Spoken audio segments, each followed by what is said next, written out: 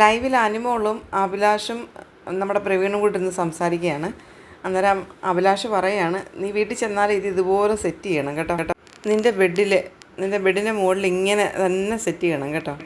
അത് ഞാൻ അങ്ങനെ ചെയ്യാം. അവിടെ ഒരു സ്റ്റാൻഡുണ്ട്, അപ്പോൾ അതിനകത്ത് ഞാൻ അങ്ങനെ കൊണ്ടുവന്ന് വെക്കുമെന്ന് അനിമോൾ പറയുന്നുണ്ട്. ഇതിനെ ഒരിക്കലും മറക്കാൻ പറ്റില്ലല്ലോ, ഇതിനെ ആർക്കും മറക്കാൻ പറ്റില്ല എന്ന് നമ്മുടെ അഭിലാഷ് പറയുന്നുണ്ട്.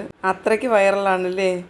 വൈറലല്ല, എയറിൽ അനിമോൾ പറയാണ്. അപ്പം പ്രവീൺ പറയാ, എല്ലാവരും പേടിച്ചാണ് ജീവിക്കുന്ന പ്ലാച്ചിയെ. നീ എയർപോർട്ടിൽ എത്തി കയറുകയാണെന്നുണ്ടെങ്കിൽ ഓടിയും കയറിയേക്കണമെന്ന്. മസ്താനി അവിടേക്ക് വരുന്നുണ്ട്. എന്നാലും പറയുന്നുണ്ട് മസ്താനി ഓക്കെ ആയി. അഭിലാഷ് പറയുന്നുണ്ട് മസ്താനി പണ്ടേ ഓക്കെയാണ്. മസ്താനി പറയുന്നുണ്ട് ഓക്കെ കുറച്ച് കൂടുതലാണ്.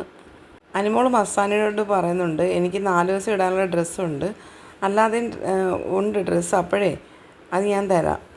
4 ദിവസമല്ലേ ഇനി ഇവിടെ ഉള്ളത്, 4 ദിവസം കൂടി ഇവിടെ ഉണ്ടെന്ന് അഭിലാഷ് പറയുന്നുണ്ട്.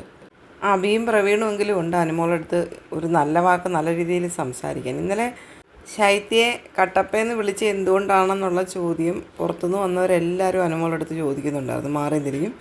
പിന്നെ ശൈത്യ തന്നെ ചോദിക്കുന്നുണ്ടായിരുന്നു, പക്ഷേ വേറെ ആരോടും അനുമോളത് പറഞ്ഞില്ല. ഈ മസ്താനിയുടെ അടുത്ത് മാത്രമാണ് പറഞ്ഞത്. മസ്താനി ഇപ്പം അനുമോളുടെ കണക്കുള്ള ഒരാളാണല്ലോ, എല്ലാവരും ഇട്ട് മസ്താനിയും ഒരുമാതിരിയാക്കി വെച്ചേക്കുമല്ലേ. ഇവിടെ നിന്ന് ഇറങ്ങിയതിന് ശേഷമുള്ള സൈബർ ബുള്ളിങ് ഏറ്റവും കൂടുതൽ അനുഭവിച്ചേക്കുന്നത് മസ്താനിയാണെന്ന് മസ്താനി തന്നെ ലൈവിൽ പറയുന്നുണ്ട്.